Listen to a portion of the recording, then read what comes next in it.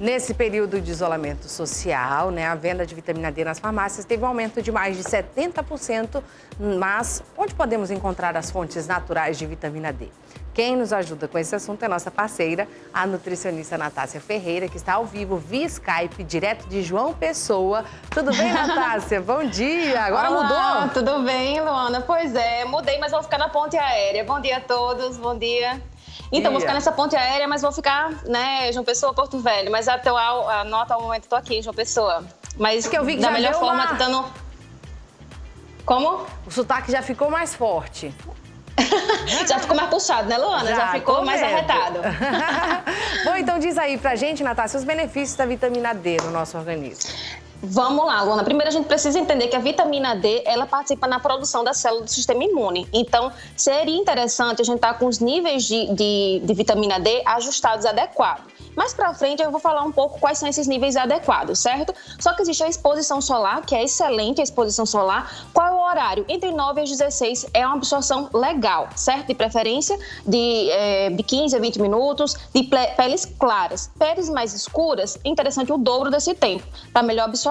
Só que de forma da exposição solar e alimentação, a absorção, o corpo ele absorve de formas diferentes. Então, assim, quais são a vitamina D? Quais são os alimentos que favorecem a absorção da vitamina D, que são ricas em vitamina D? Gema de ovo é interessante, tem a parte a gema de ovo, tem leites, os derivados, tem atum, tem sardinha, salmão, é excelente fonte de vitamina D. Só que acontece, Luana, tem a parte também a questão que tem pessoas que consomem pouco e assim, isso faz com que tenha uma deficiência pela falta de vitamina D insuficiente pela alimentação. Então é interessante, às vezes, a exposição solar para junto contribuir para essa melhor absorção ou a parte da suplementação. Mas a suplementação tem que ter cuidado, porque o excesso é prejudicial, que a gente vai falar mais para frente. Então tem que ser com orientação médica, então tem que ser uma coisa personalizada. Então a hipervitaminose, que é o excesso da vitamina D, ela pode causar a questão de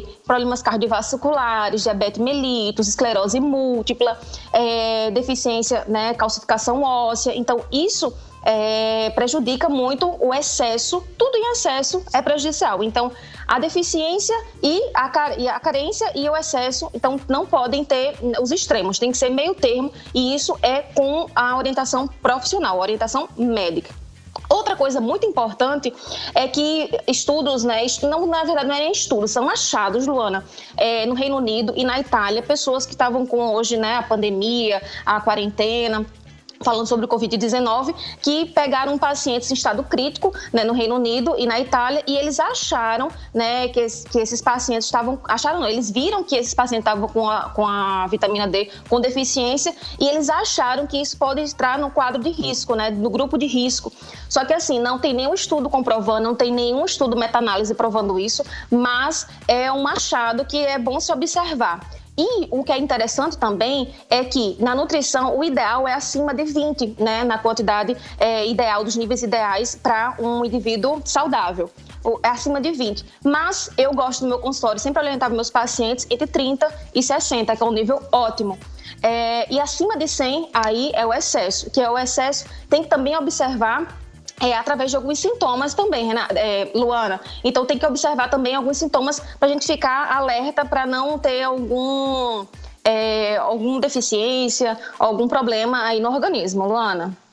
Perfeito, então, doutora. Realmente tem que cuidar aí dos níveis, como a doutora falou. Precisa ter um exame, precisa ser sob prescrição médica, Não é sair tomando assim à vontade, doutora? Não, exatamente. O excesso sempre é o prejudicial, Tem que ter o equilíbrio da dosagem e é prescrição médica. Não é porque isso aí não comprova que você vai ficar imune a contrair o vírus, o novo coronavírus. Mas é bom sempre estar com os níveis adequados, inclusive em crianças, Luana. Inclusive em crianças é bom também estar atento a isso. com as crianças com a deficiência de vitamina D, ela provavelmente vai ter um raquismo, né? Que é a deficiência, o desenvolvimento ósseo da criança, e aí ela vai ter esse problema com a carência de vitamina D, com a má ingestão ou pouca exposição solar.